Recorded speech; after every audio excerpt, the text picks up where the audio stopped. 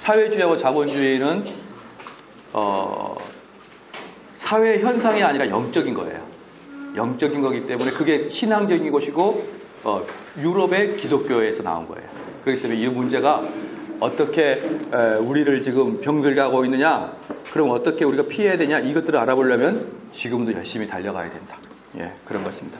그럼 자유주의 신학의 조류와 특징입니다. 신학의 조류입니다. 자유주의 신학은 슐라이마로부터 시작하여 트렐치, 하르낙 등의 독일 신학계를 지배한 온 신학 전통을 만나. 이 독일이 다 해먹었다가 독일이. 경건주의도 독일, 자유주의도 독일. 뭐 어떻게 하자는 거야 이게. 예, 그리고 공부하는 걸 좋아하는 사람들인 것 같아요. 아주 대단한 사람들인 것 같아요. 그렇죠? 그 전통은 대략 다음 세 가지의 흐름으로 나눌 수 있다. 첫 번째, 슐라이마어는 대변되는 감정의 신학이에요. 감정의 신학. 19세기 전체가 그의 세계라 해도 과언이 아니에요. 19세기는 슐라이마어의 세계예요. 19세기는. 20세기는 누구 세계일까요? 20세기는 칼 바르트 세계예요. 시대. 그러니까 여러분들이 칼 바르트의 영향을 또 다 받고 있다. 신정통주의. 예. 뭐가 소리가 나는데? 예. 그래서 이제 19세기 전체가 슐라이마어의 세계다라고 했는데, 이제 이 슐라이마어를 박살낸 애가 누구냐면 바르트예요. 바르트가 박살냈는데, 여러분들 그 20세기를 중반까지 이 지구를 반토막 냈던 게 공산주의죠. 공산주의는 다른 말로 사회주의지 않았습니까?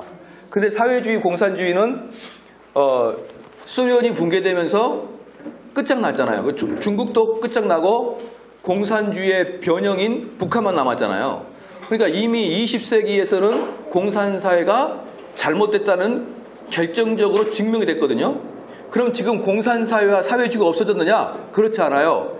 제도적으로는 없어졌지만 사람들 마음속에는 다 있어요. 그게 여전히 살아서, 아니 오히려 더 활기를 치고 있다 지금. 그것처럼 칼 바르트가 슐라이마어를 공격해서 이겼거든요. 그럼에도 불구하고 슐라이마어의 자유주의는 지금도 흥황하고 있다는 거예요. 흥황하고 있다. 방금 여러분이 슐라이마어가 주장했던 쭉 읽어보니까 사실 어떤 느낌이 들어요?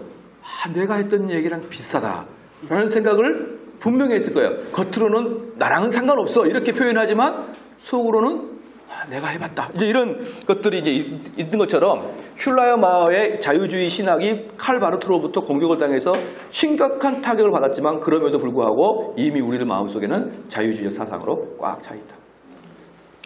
그 다음에 둘째, 헤겔 철학의 기반을 둔 역사 비평적 신학 또는 헤겔파의 신학입니다. 칸트 이후 서양의 철학은 헤겔에 의해 주도되었는데, 그는 본래 철학자였으나 그의 철학이 곧 신학이라고 할 정도로 신학에 많은 관심을 가졌고, 철학에 대한 그의 공헌은 특히 역사 철학에서 발견된다. 역사는 그 자체의 의미를 지니고 있으며 변증법적으로 진보적 과정을 통하여 발전한다고 주장하였다. 여러분이 헤겔의 변증법이 뭐냐면, 쉽게 말하면 뭐냐면요, 이거예요. 내가 우리 교회, 여기 교회인데 교회를 이끌어갈 때 얘네들을 좀 내가 효과적으로 이끌기 위해서 구역을 만들어야지 딱 했더니 해보니까 뭐가 생기는 거예요? 문제가 발생해요. 이 문제가 발생할 때 요 문제의 대안을 놔는 거예요. 대안을. 이 문제의 대안을 와요. 그럼 요 문제보다 요거 해보니까 이거 우리 교인들이 그냥 지식이 없으니까 이 구역장을 바꿔서 좀 지식 있는 사람으로 구역장을 만들자. 대안을 만들었죠. 이게 정반이에요. 정반. 그러니까 이 반에 대해서 그 개선을 했기 때문에 합은 뭐예요? 좋은 것이 나오는 거예요. 좋은 거. 그러니까 헤겔의 변증법의 정반합에 가면은 결국은 역사는 좋은 쪽으로 흘러가게 되어 있는 거예요. 왜? 인간은 잘못된 것을 수정할 수 있는 그런 생각을 갖고 있으니까. 자, 그럼 여기 속에서 이 말이 옳아요, 틀려요? 시작. 아니, 잘못된 거 개선하는데 좋은 게 나오죠. 잘못된 걸 개선했는데 안 좋은 게 나옵니까? 나오죠. 몇 번의 시행착오를 거친 다음에 여러분 좋은 걸 만들잖아요. 그렇기 때문에 맞죠. 그러니까 헤겔의 철학이 또 독일을 지배했죠. 그 말이 맞으니까. 그런데 이건 결국 뭘 없애는 거예요? 시간이 롱텀으로 보면은 인간이 더 사악해졌잖아요. 과거보다. 헤겔이 가면은 이렇게 해가지고 문제가 발생한 대안을 발생했어요. 그럼 또 좋아져. 그 당시엔 좋아져요. 또 문제가 대안을 봤어요. 또 좋아져. 근데 이걸 100년으로 보면 어때요? 인간은 더 타락해가는 거예요. 희한하죠. 그러니까 이걸 해결을 못 본 거예요. 이건. 왜 이렇게 정반합을 했는데 왜 시간이 갈수록 좋아지지 않고 왜 안 좋아질까요? 인간이 타락했으니까. 그러니까 해결의 변증법에는 뭐가 없는 거예요? 인간의 전적 타락이 없는 거예요. 그게 바로 문제인 거예요. 그게 바로 자유주의 신학의 서막이다. 그러니까 슐라이어 마허가 첫 번째 감정적 신학, 두 번째는 뭡니까? 역사 비평적, 즉 진보적이죠. 가면 갈수록 뒤에가 좋아지는 것이죠. 가면 갈수록 좋아요. 그래서 우리 애들한테 그래요. 아빠 나는 새 것이 좋아. 스마트폰도 새 거 사줘. 이제 우리 애들이 새 것이 좋다고 맨날 그래요. 그럼 내가 그랬죠. 니네 엄마도 새 걸로 바꿔줄까? 아니 그건 아니고 뭐 이렇게 하는데 항상 새 것이 좋은 건 아니다. 근데 왜 그러세요? 좋으면서 다들 그렇게 해서 이제 모든 사람들은 자기도 모르게 새 것이 좋다라는 그런 그 사상이 있는 거예요. 근데 사실은 지켜야 될 게 훨씬 더 중요한 게 많아요. 지켜야 될 게. 예. 감사합니다. 예, 감사합니다. 예. 그래서 해결은 뭡니까? 역사 비평적으로. 그러면 결국 해결의 이야기는 날이 가면 갈수록 좋은 것이고, 왜 날이 갈수록 좋아지냐 그러면 인간은 선하기 때문이다. 이러한 해결 사상을 신학에 도입하여 성경과 기독교의 본질 연구의 역사 비평적 방법을 사용한 학자들이 해결 좌파에 속한 스트라우스, 바우르, 바이세, 비더만 등이 그들이었고, 그들은 현대 사상과 과학의 요구를 최대한 수용하여 전통적인 기독교를 포기하거나 수정하려 했고, 특히 그리스도론이 관심의 대상이었습니다. 이상적 그리스도와 역사적 예수의 관계의 문제를 해명하라고 시도했습니다. 한편 벨라우젠 구약 성경 연구의 역사 비평적 방법을 사용했습니다. 그러니까 예수님 보는데 예수님을 이상적 예수님과 실제 예수님을 딱 비교하는 거예요. 실제 예수님. 이게 무슨 뜻이냐 그러면요. 예수님의 그 이상적인 모습, 신의 이상적인 모습 있잖아요. 막 기적도 일으키고 이런 거 있잖아요. 이런 것들은 과장되어 있을 수가 있다. 그렇기 때문에 그걸 빼고 실제로 우리 예수님의 그 삶만을 한번 봐보자. 이렇게 얘기해요. 왜 그들은 예수님의 삶만 한번 봐보자 이렇게 이야기했을까요? 그들이 예수의 삶을 연구하려고 하는 이유가 뭘까요?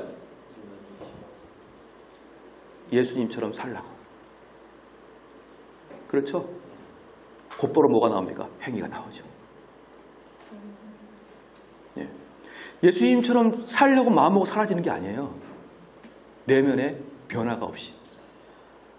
내면에 변화가 없이 예수님이 제자들 발을 씻겨줬구나. 나도 씻겨줘야지. 여러분 세족식 절대로 저한테 해주지 마세요. 웃음 나오니까. 그 참느니라고 힘들어요. 막 발을 감지락까지라고 더 민망한 것은 어때요? 보통 여름 수련회 때 세족식을 하거든요. 그 여름 수련회 때 뭘 씻고 다녀요? 샌들을 씻고 다니기 때문에 세족식 하면 물이 흙탕물이 돼요. 막 그런 거 하지 마요. 세족식은 서로 권면하여 때를 베끼는 거예요. 즉 죄를 지적하는 거예요. 야, 너가 이러한 삶에 죄가 있는 것 같다. 너 이것을 하지 마라. 이렇게 말하는 게 세족식이에요. 왜 그런 줄 아십니까? 베드로가 나는 못합니다. 그랬더니 예수님이 뭐라고 했어요? 너가 이것을 하지 않으면 나랑 상관이 없다 그랬어요. 상관이 없다. 그럼 세족식 할 때 발을 안 내. 뭐 발 되게 간지러워요. 발 하지 마세요. 그럼 너랑 상관이 없다 그건가요? 그것은 죄를 매일매일 죄를 씻어라. 근데 이렇게 하라. 나처럼 하라 이 말이에요. 무슨 말이에요? 내가 너의 죄를 지적해서 씻어주라는 거예요. 서로가. 그게 교회의 공동체죠. 죄를 보고도 내도 괜히 부딪히기 싫다. 너의 자식 어떻게 살든 뭔 상관이야? 이게 아니고 그들 따라서 권면하고 그들의 죄를 돌아서기를 바라는 마음이 세족식이에요. 근데 그건 하나도 안 하고 뭐예요? 수련회 가서 발 내밀어라. 아버지 학교에 마지막에 아내들의 발을 씻어주나요? 아내 간지럽게? 이러한 것들 여러분 정말로 웃긴 거예요. 웃긴 거. 그 내용은 하나도 빠져버리고 형식만 딱 있는 거. 그러니까 그들이 예수님의 삶, 역사적 예수님의, 그러니까 그 예수님의 그 본질이 아니라 역사적 예수님을 발견해낸 건 뭐냐면 예수님처럼 살겠다는 거예요. 그래서 여러분 자유주의 신학책에는 뭐가 많이 나면 청년 예수의 삶, 이런 류의 책이 많이 나와요. 예수는 어떻게, 내가 예수처럼 일주일 살아보기. 그럼 예수님 살려면요, 딱 한 번만 한강을 걸어봐라. 그거 못하고. 그러니까 그거 못하니까 빼. 이상적인 예수는 빼고 역사적인 예수만 딱 놔둬놔요. 자, 봅시다. 그러한 것들이 어때요? 우리에게는 자유주의 신학이라는 것을 잘 알고 있어야 됩니다. 그러한 것들.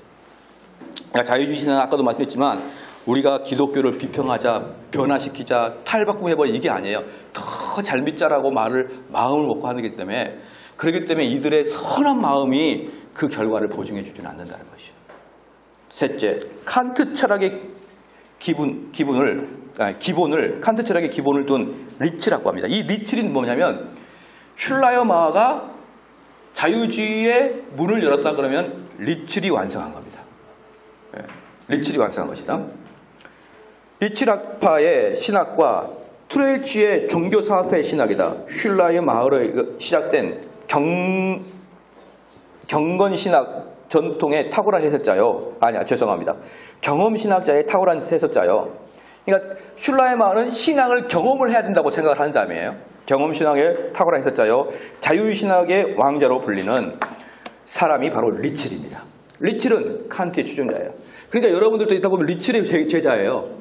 리츠의 제자인데 리츠의 스승이 누구예요? 칸트이기 때문에 칸트의 스승이에요. 그러니까 여러분들은 나랑 칸트랑 뭔 상관이냐? 나는 칸초만 먹을래? 그러지 말고 가만히 보면은 여러분도 다 칸트의 제자예요. 칸트 제자. 왜? 칸트가 슐라이어마어에도 영향을 줬거든요. 그는 현상계와 본체계의 구분, 하나님에 대한 이론적 지식의 한계성, 도덕과 종교의 일치에 대한 칸트의 입장을 받아들였어요. 그는 종교를 본질적으로 실천적이고 도덕적인 것으로 간주했습니다. 한편 슐라이어마어 역시 리츠의 사상 형성에 큰 영향을 주었고요.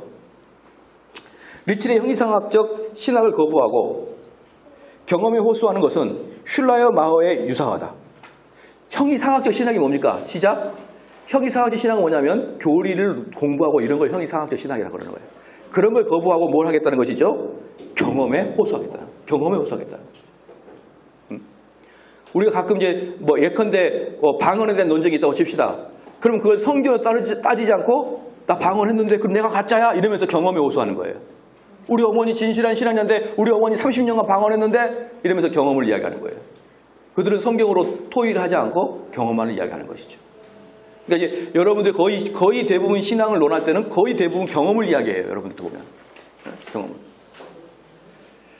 이게 왜 그럴까요? 이전에는 안 그랬단 말이에요. 그 전에는 이 리츠리 나오기 전까지는 슐라이어마어가 나오기 전까지는 그게 기독교가 아니었단 말이에요. 기독교가 바뀌어 있다. 자, 한편 형이상학적 신학을 거부하고 경험에 호소하는 것은 슐라이어마어와 유사하다. 그러나 중요한 차이점은 그가 신학을 그리스도의 의식이 아닌 역사적 계시에 기초한다. 그러니까 슐라이어마어는 뭐가 참된 신앙이냐라고 할 때 그리스도를 의식하고 있는 게 참된 신앙이다. 이렇게 슐라이어마어가 얘기했다면 리츠는 역사적 계시에 기초했다는 것입니다. 리츠는 복음이 로마 카톨릭, 신비주의, 경건주의, 낭만주의 등에 의해 변형되었다고 보고 그것을 종교개혁적인 이해로 재해석. 그러니까 리츠는 또다시 재해석하는 거예요. 누굴 걸? 칼빈과 루터 걸 재해석합니다. 근데 문제는 뭐냐? 재해석. 누구들을 보면서? 현대 독일의 사람들의 문제를 보면서 재해석하겠다는 것이죠. 정확히 봤어요.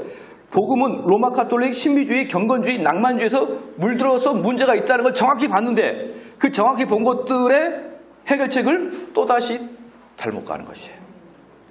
예. 그의 목적은 종교개혁자의 길을 통해 신약 성경으로 돌아가는 것이었고요. 누구를 통해요? 시작? 종교개혁자들. 이렇게 여러분 봐보십시다. 나는 신약 성경으로 돌아가겠다 이렇게 말하지 마세요. 그것은 그만한 얘기예요. 여러분 절대로 신약 성경으로 못 들어가요. 누구를 통해서 들어가야 됩니다. 누구를? 그동안에 우리 선배들을 통해서 들어가는 거예요. 그냥 내가 툭 2000년을 건너뛰고 신약으로 뚝 들어가게 되면요. 여러분 항상 잘못 해석하게 되어 있는 거예요. 그래서 이 리츠리 말한 것처럼 나는 종교개혁자들에 의해서 신약으로 들어갈 거야. 이런 식으로 이야기를 하는 거예요. 원래. 아시겠죠? 우리 선교사님 누구를 통해서 신약으로 들어가시죠? 성령으로. 그러니까 이상하단 말이에요. 그건 너무나 이상하다. 선교사님의 스승이 있어야 돼요. 그 스승이 누구냐 그러면은 책을 보고 연구를 해야 돼요. 나는 로이드 존스를 파겠다. 그래서 나는 로이드 존스를 통해서 신야로 가겠다. 이렇게 이야기를 해야 돼요. 알겠죠? 왜들 또 어떻게 또 기분이 나쁘게 쳐다보냐고요. 그게 원래 성경을 연구한 사람들의 덕목이에요. 자기가 직접 들어가는 게 아니고 그동안에 일생을 거쳐서 성경과 피 흘리게 씨름했던 그리고 교회사에서 이미 검증되고 옳다고 생각하는 사람들의 그의 제자가 되는 거예요. 그들의 제자가 돼서 여러분한테 등록금 안 받아요. 단지 책값만 나갈 뿐이에요. 그의 제자가 돼서 그가 바라보는 그 주님을 바라봐야 되는 거예요. 그래서 뭡니까? 족장들이 뭐라고 그래요? 나는 아브라함의 하나님, 이삭의 하나님, 야곱의 하나님 이렇게 자기 족보를 이야기하잖아요. 덕하니 가서 하나님 안 그러잖아요. 여러분 제발 좀 그렇게 말합니다. 당신 누구 제자입니까? 성령이 저의 직접 제자다. 이러면은 문제가 심각해지는 거예요. 그러면 누구 말도 안 들어요. 성령이 얘기해 버렸으니까. 네. 여기서 정확하게 그 리칠은 학자니까 이야기 잘하는 거예요. 나는 종교 개혁자들에 의해서 신약으로 가겠다. 그러면서 종교 개혁자를 그대로 해석하면 되는데 재해석한 거예요. 그게 문제지. 여기까지는 그래도 괜찮은 거예요, 사실.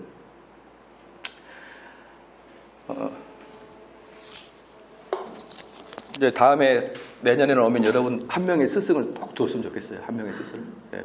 나는 최소한 캄보디아에서 나는 누구 하나는 내가 전공이다.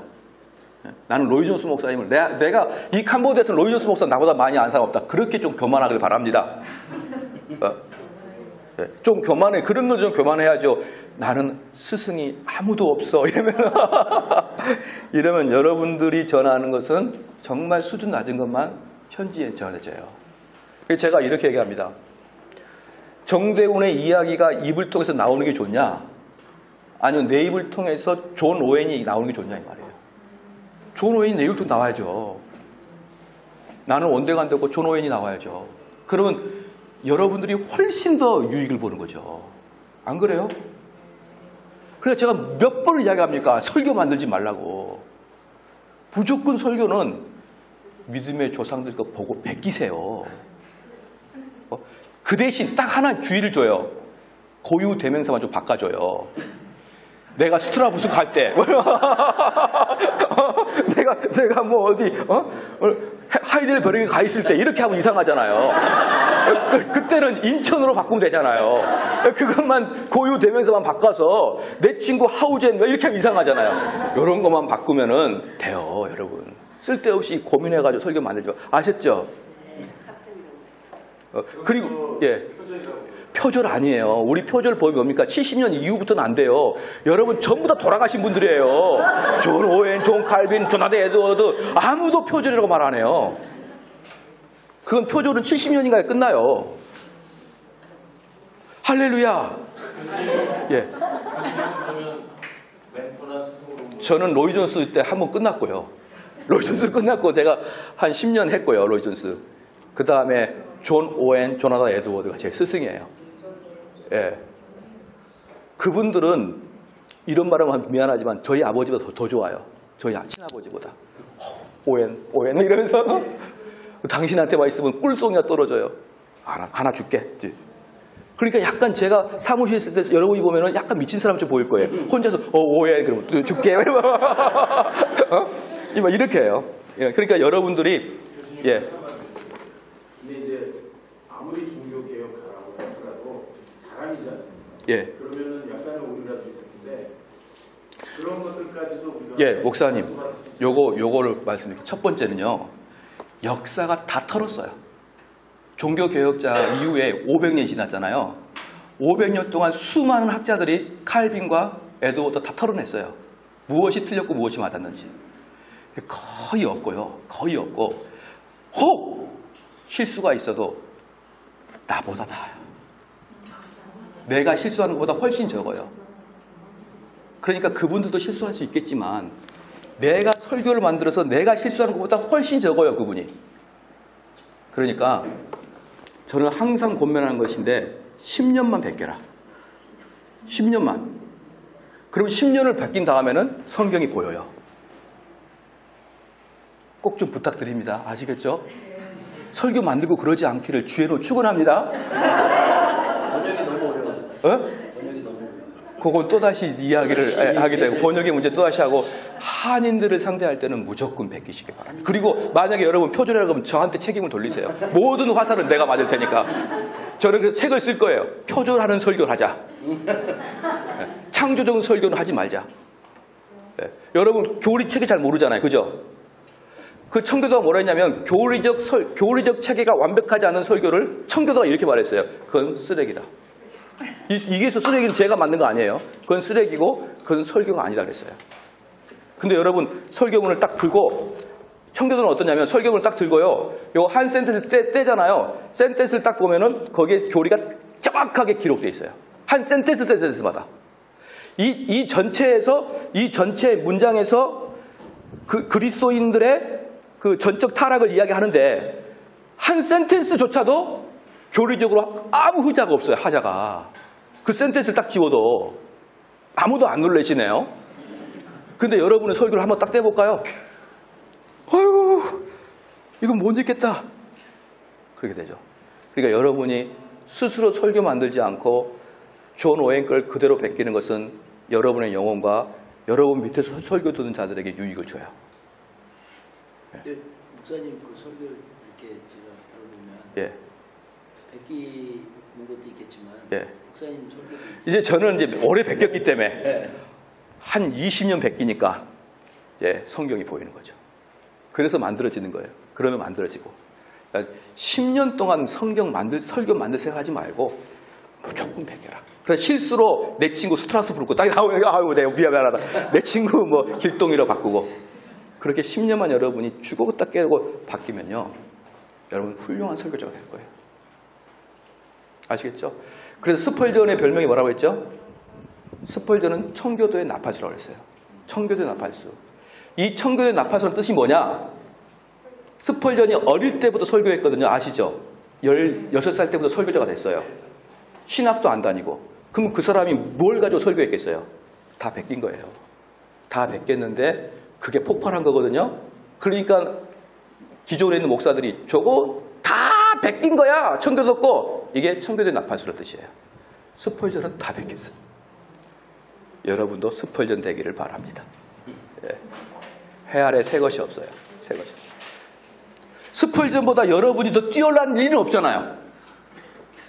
스펄전보다 좀 더 물론 스펄전은 너무나 못생긴 거 외에는 여러분보다 전반적으로 위잖아요. 그분의 성경적인 해석법은. 그럼 그냥 그분을 내 스스로 삼는 거야. 그분을. 난 그대로 하겠다.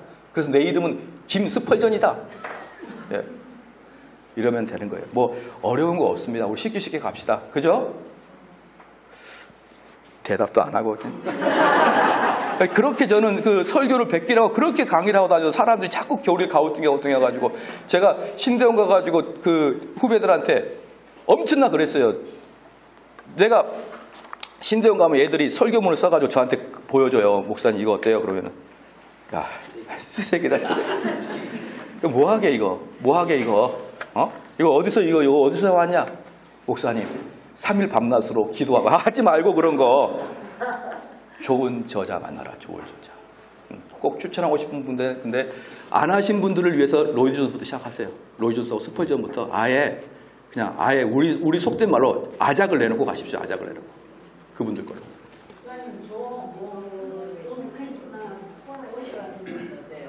누구 존 파이퍼 폴오셔. 그 사람들 살아있는 사람들이 저작권법 있잖아요.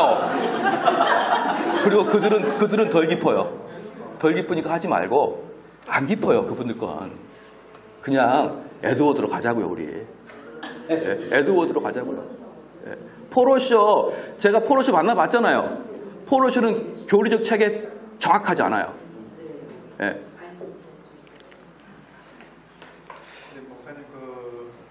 목사님 말씀을 두고 보면 역시 교리 교육과 설교와의 그 차이점을 조금 좀 애매하게 하신 게 아닌가 생각이 들거든요. 예. 왜냐하면 설교라고 하는 것이 교리 교육과는 보면 차이가 있지 않습니까? 예. 그래서 이제 설교라고 하는 건 우리가 일반적으로 알기로는 우리가 알고 있는 어떤 교리적인 지식 위에다가 어떤 적용의 부분들이 첨가되어라는 걸 해석해서 그것을 듣는 청중으로 하여금 예. 쉽게 소화가 될 수 있도록 예. 해석해 주는 것 이런 거를 예. 목사님 말씀 드리면 그건 조금은 있는 것 같아서 청교도들은 교리적인 설교가 아니면 설교가 아니다 그랬고, 두 번째, 적용이 없으면 설교가 아니다 그랬어요. 당연히 적용이 있죠. 혹시 제가 죄송한 말씀이지만 저희 교회에 들어와서 제 설교 한 2편만 들어보시면은 아, 적용을 어떻게 하는구나 라는 게 나올 거예요. 적용이 없는 게 아니에요. 적용은 청교도들에게 최소한 30-40% 이상은 적용으로 들어가요. 그런데 그 적용조차도 교리적 해석으로부터 나온다는 거예요. 그래서 아까도 말씀드렸지만 성경을 이렇게 보는 거예요. 성경을 어디를 펴도 이게 입체적으로 보인다는 게 무엇이냐면 교리적으로 보인다는 뜻이에요. 그러니까 성경을 볼 때 여러분들이 자유로운 마음으로 자유롭게 걸리적거린 거 없이 자유로운 마음으로 성경으로 직접 들어가면 안 되고요. 여러분은 성경을 볼 때 교리적 체계로 걸르고 들어가야 돼요. 그래서 이런 말이 있습니다. 절대로 복음서를 보고는 여러분이 하나님께서 우리에게 어떻게 구원을 이루시는지 감당이 안 돼요. 그러니까 구약만 보면은 하나님이 우리를 어떻게 구원시키는지 잘 몰라요. 구약을 해석할 때는 항상 신약의 도움을 받아야 돼요. 신약의 관점을 가지고 신약을 배운 다음에 구약을 봐야 구약이 보이는 거예요. 그죠? 그럼 신약을 볼 때도 복음서를 가지고는 구원이 안 보여요. 복음서가 텍스트고 컨텍스트가 바울서신이에요. 바울서신을 통해서 구원의 교리를 확고하게 본 다음에 요한복음을 봐봐요. 그럼 요한복음 전체가 교리서예요. 근데 바울서신을 통해서 교리를 배우지 않고 요한복음을 보면 요한복음은 하나의 서사시예요. 서사시인데 교리를 배우고 바울서신 보면 교리서예요. 그래서 교리가 중요하다. 그래서 여러분들이 이게 순서가 이게 바울서신을 통해서 복음서를 해석하고 신약을 통해서 구약을 해석해야 된다. 이러지 않으면 어떻게 된다? 구약 해석할 때 바리새인 됩니다. 여러분. 유대인 랍비돼 버려요. 여러분 분명하게 그래서요 청교도들은요 감히 구약을 잘 다루지도 않았어요. 랍비 될까 봐. 그래서 청교도는 많은 경우에 신약의 설교가 많아요. 신약의 설교. 그것도 어떤 설교? 바울서신에.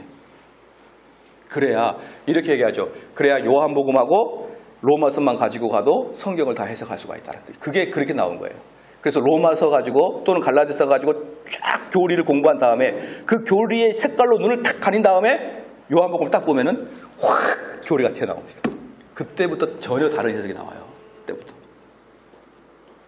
그러니까 이러한 훈련을 하지 않고 혼자 앉아서 큐티하면요. 수박에 껍데기만 걷다가 말아요.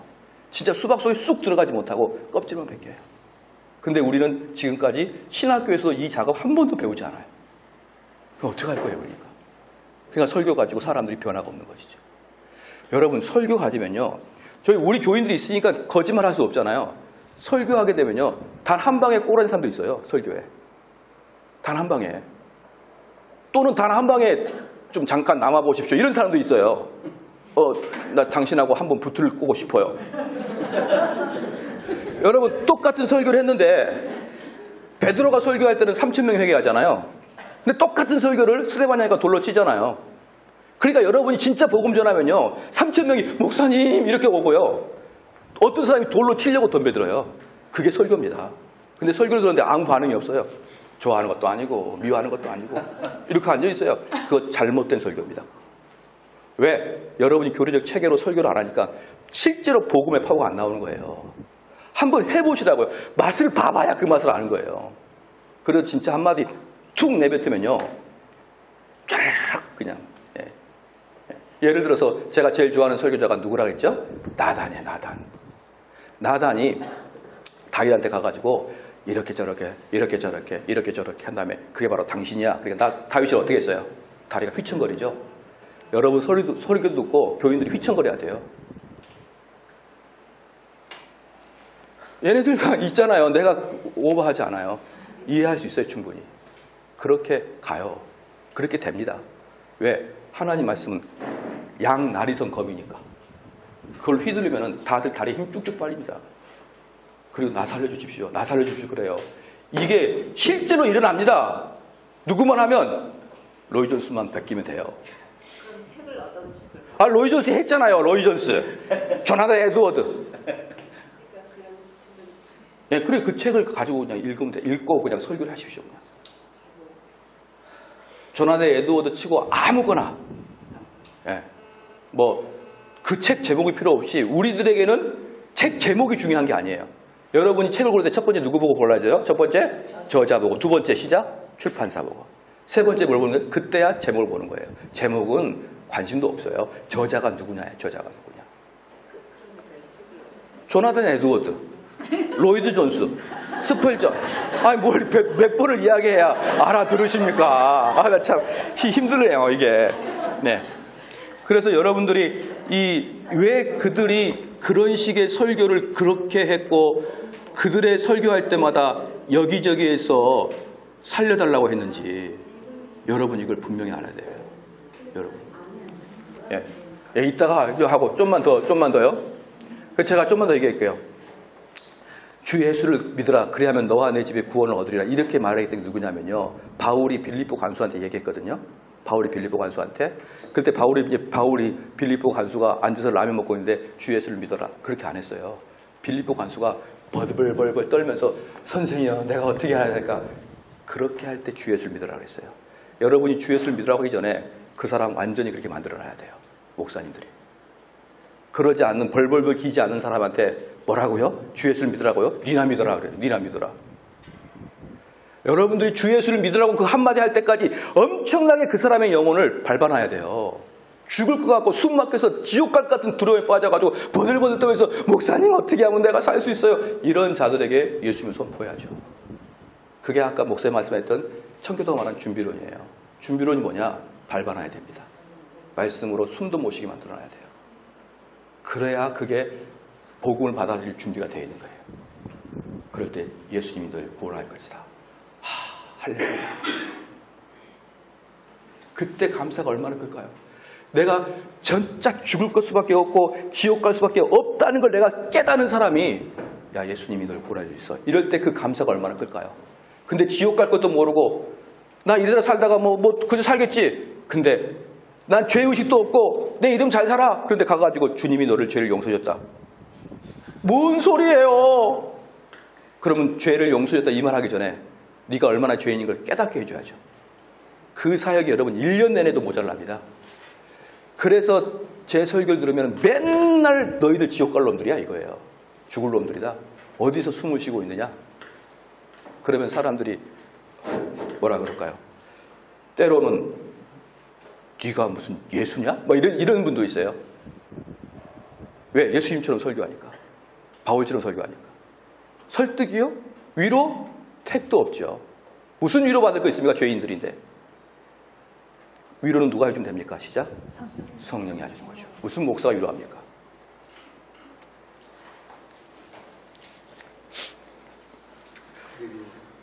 예. 일부 간수. 예? 일부 간수 있잖아요. 누구 가수요? 빌립보 간수. 예. 네, 사실은 말씀을 듣기 전이었고 다만 바울과 신라가 찬송하니까 하나님을 지지하고 이런 상황에서 예. 이렇게 우리가 어떻게 이렇게 되거든요. 예. 그게 지금 무슨 그러니까 이 부분을 이야기하려면 구원론을 공부를 해야 보이는 거예요. 왜 간수가 그렇게 됐는지.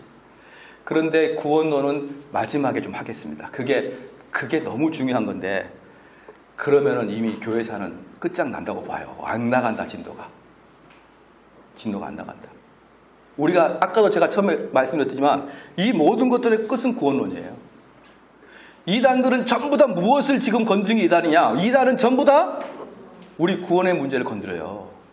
우리 구원에 있어서 인간의 조금의 역할을 가할 수 있느냐 없느냐, 하나님의 오직 하나님의 은혜로 받느냐, 이 싸움이 이단 싸움이에요. 여기에서 인간의 조그마한 공로 들어가면 이단 딱 정죄하는 게 교회사예요. 그죠? 그러니까 여기서 이단하고 정통을 구별하는 것은 구원론에서 인간의 역할을 어떻게 보느냐에 따라서 이단이 판명나는 것이지, 지금 현재 21세기 한국교회에서는 이단 판명 못해요. 왜? 이미 구원론에 대해서 입을 다물어 버렸으니까. 여러분, 신천지가 천국 갑니까? 못 갑니까? 못 가잖아요. 그러면 구원을 이루지 못한 나도 하나님 앞에 딱 가가지고 하나님이 심판대 앞에 야, 길동이 나와라. 예, 나왔는데요. 야, 너 교회 어디 다녔냐? 대한예수 장로교 합동측인데요. 너 천국. 교단 가지고 천국 갑니까? 응? 나는 정통교회를 다녔거든요. 나는 신천지 안 다녔거든요. 얼커니 너 천국. 이게 맞습니까? 구원을 모르면 신천지나 대한민국 합동체 똑같은 거 아니에요? 어차피 탈락될 거. 하나님이 정통교리를 교단이라고 뭘 더 주겠습니까? 십자가의 도라고 하죠. 십자가의 도라고 하는데 그 도자는 무슨 도자라고 했습니까? 길도자죠. 길도. 그러니까 십자가에는 길이 있다는 거예요. 길이 있습니다. 그런데 여러분들이 분명히 주변에 살 때 내가 자주 왔다 갔다 한 데는요. 집에서 가만히 눈을 감아도 그 길이 훤히 보여요. 그래서 누가 야 뭐 어디 전철역 좀 가르쳐달라. 그럼 거기 가면 편의점 하나 있거든. 편의점 끼고 좌회전 해봐라. 좌회전 하면은 뭐가 나와. 거기서 우회전 하면은 거기가 전철역이다. 누워서도 눈 감고도 설명해 줄 수 있죠. 그러면 십자가에도 여러분 한번 설명해 볼래요? 믿지 않는 사람이 왔는데 그 사람에게 십자가의 도를 한번 설명해 보시겠습니까? 십자가의 도를 눈 감고 설명해야죠. 그래야 그 사람을 따라서 따라가면 십자가가 있는 거죠. 십자가가 있으면 그 십자가에서 내가 그리스도와 함께 오늘 십자가에 못 박혀 죽어야죠. 그 다음에 내가 부활해야 되죠. 이 모든 것들을 목사가 하는 거예요, 여러분. 목사가 하는 거라고요, 목사가. 그리고 그를 부활시키는 걸 누가 부활시킵니까? 성령이 부활시키죠. 여러분이 십자가까지 데려가는 것을 여러분이 데리고 가는 거예요. 근데 그 십자가에 가는 길을 몰라요. 그것들을 이야기하기 위해서 교회사를 배우는 거예요. 그냥 교회사는 역사를 배우는 게 아니란 말이에요. 우리에게 사라져 있는 구원론을 다시 배우는 거예요. 그래서 여러분들이 이 구원에 대해서 명확한 지식만 가지고 있으면요, 아마 저는 캄보디아에 엄청난 변화가 있을 거라 생각합니다. 예, 엄청난 변화가 있어요. 왜냐? 기독교를 보편적 종교라고 그래요. 보편적 종교. 보편적 종교는 뭐냐? 카톨릭 처치예요. 리포음드 카톨릭 처치죠. 이 카톨릭 처치라 보편적 종교는 무슨 뜻이냐 그러면 태권도랑 똑같아요. 서울에서 태권도 태극 일정하고 푸놈펜 도장에서 태극 일정이 똑같아요? 안 똑같아요? 똑같죠? 그럼 푸놈펜에서 태극 일정을 배우다가 쭉 가다가 마지막에 고려 뭐 다 해서 검은 띠를 보려고 한국 가가지고 국기원에서 검은 띠 보면 어때요? 똑같아요? 안 똑같아요? 똑같죠? 그게 보편적인 거예요. 그게 태권도 도장이면 대한민국의 공인 도장이면은 그게 서울에 있거나 푸놈펜에 있거나 똑같단 말이에요. 그래서 그것 최종적으로 한 명이 신사를 받아 똑같이 행동합니다. 근데 교회는 목사에 따라 달라요. 어떻게 할 겁니까 이거? 보편적인 거예요. 여러분 똑같이 가르쳐야 됩니다. 왜 목사님이 깨달은 걸 가르치십니까 도대체? 왜 목사가 선교에 관심이 있으면 그 교회는 원통 선교고 전도에 관심이 전도고 두 날개 관심 두 날개라고 하고 왜 목사에 따라 달라지냐고요? 교회는 보편적입니다. 어디를 가나 똑같은 걸 가르쳐야 돼요. 그래야 연합이 되든가 그래야 하나가 되죠. 말로만 연합이고 말로만 하나지만 가르치는 목사에 따라 달라요. 여러분 회개해야죠. 이게 목사님들 회개해야죠. 목사님들이 어디 가도 책 하나 있고 세미나 봐. 아유 바꿔. 이제 우리 또 바꿔요. 그래서 저는 그런 교회를 마루타 교회라고 해요. 마루타 교회. 일주일 세미나 갔다 오면은 아우 다 바꿔야겠다. 내가 그동안 잘못했구나. 다 뒤집어 바꿔가지고 분명한 교리적 체계가 없이 그때그때 유행한 걸로 그때그때 바꿔나가면 여러분 밑에 있는 교인들은 뭐가 되냐고요.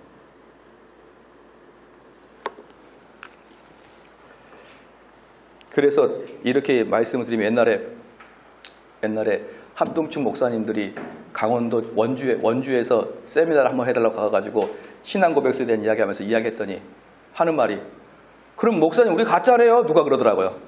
그래서 제가 그랬죠. 꼭 진짜일 리는 없죠. 그랬더니 막 나를 죽이려고 해. 내가 죽나요? 검도를 배웠는데.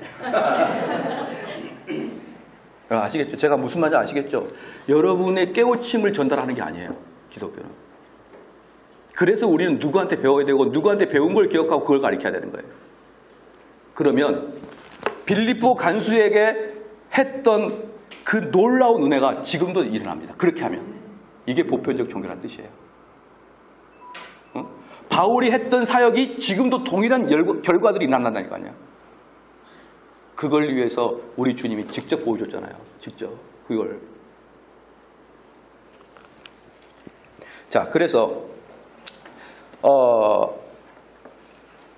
한편 19세기 마지막 10년간 1890년대죠. 독일에서 발전한 학파가 종교사 학파였다. 이 종교사 학파는 뭐냐면요.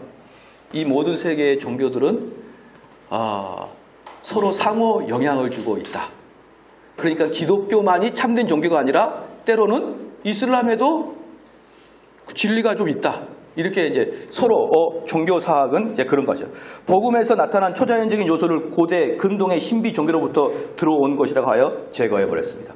그러니까 리첼 같은 경우는요, 뭐냐? 초자연적 계시를 다 제거했어요. 초자연적인 것을.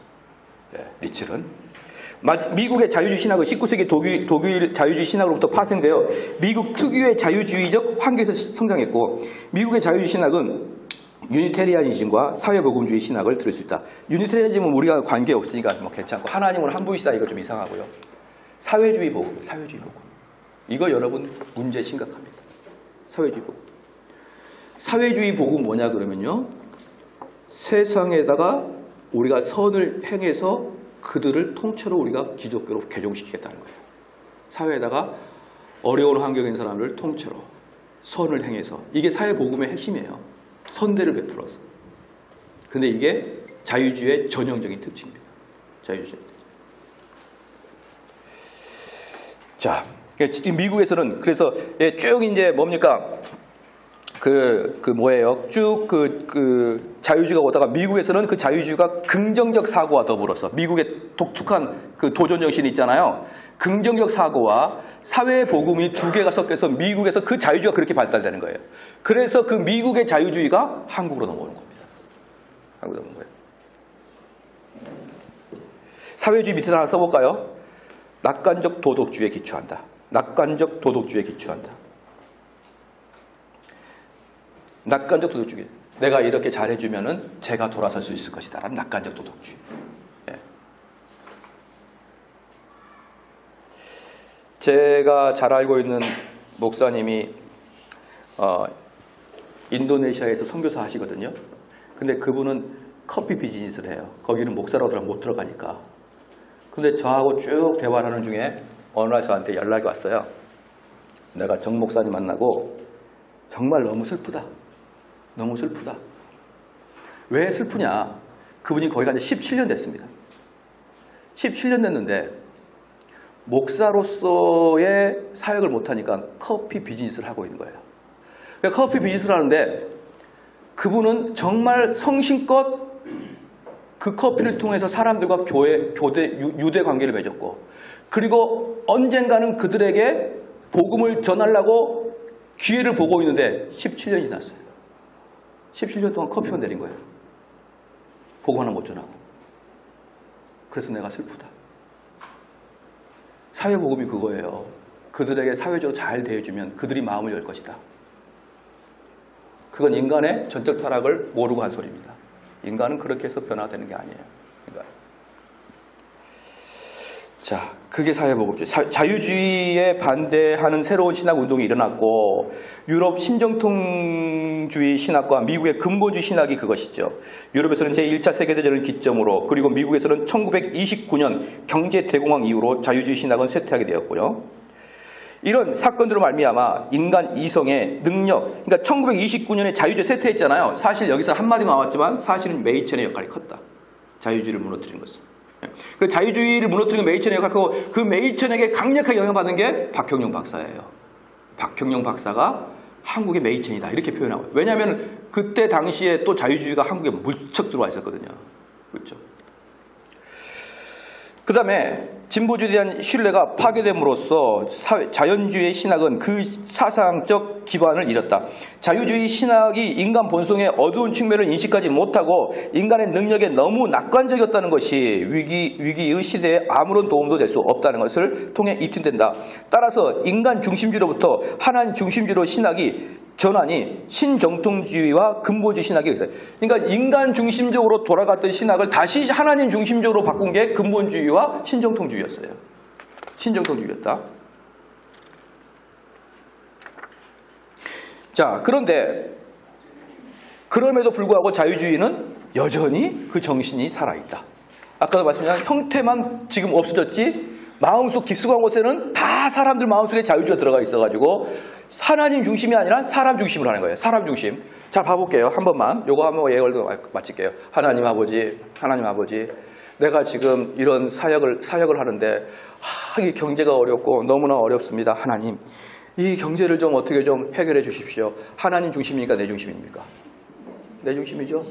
내 중심이죠? 하나님, 우리 아들내미가 이번에 대학을 가야 되는데 이놈이 머리가 빠가야가지고 아무래도 하나님, 내 아들에게 성령의 기름을 부어주시다. 공부 잘 되게 해주세요. 자, 누구 중심이에요? 내 중심이죠. 하나님 중심 하나님 중심으로 기도 어떻게 합니까? 내 뜻대로 마옵시고 하나님 뜻대로. 그거 한마디 말고 없죠? 그리고 자기 뜻대로 하잖아요. 그 한마디 정도 해놓고 자기 뜻대로 하잖아요. 자, 하나님 중심적으로 신앙 생활 기도 어떻게 하냐고요? 못하잖아요. 그러니까 자유주의로 쌓이는 거라고요. 그러니까 인간 중심이라고 전부 다. 그래서 교회 가가지고 권사님들한테 자기를 위해서 기도하는 거 가급적이 금하고 하나님 중심으로 기도하십시오 했더니 3년 동안 입을 다물고 철학에도 3년 동안 기도 소리가 안 나요. 교회가. 그래서 권사님, 왜 기도 안 합니까? 할 게 없어요. 할 게. 그리고 3년 지나니까 지금에야 비로소 기도가 달라졌어요. 우리 교회가. 하나님 중심으로 바뀌기 시작합니다. 이게 안 바뀐다니까요. 이렇게 말씀드리면 그 대안이 뭐냐? 한번 해보십시오. 하나님 중심으로 신앙생활 해보시라고요. 되나 안 되나? 다 내 중심이에요. 다 내 중심. 기도문 봐봐요. 다 내 가정, 내 문제, 내 교회 문제. 다 인간 중심이에요. 이게 자유주의의 핵심입니다, 여러분. 그럼 자유주의 아닌 교회가 어디냐고요.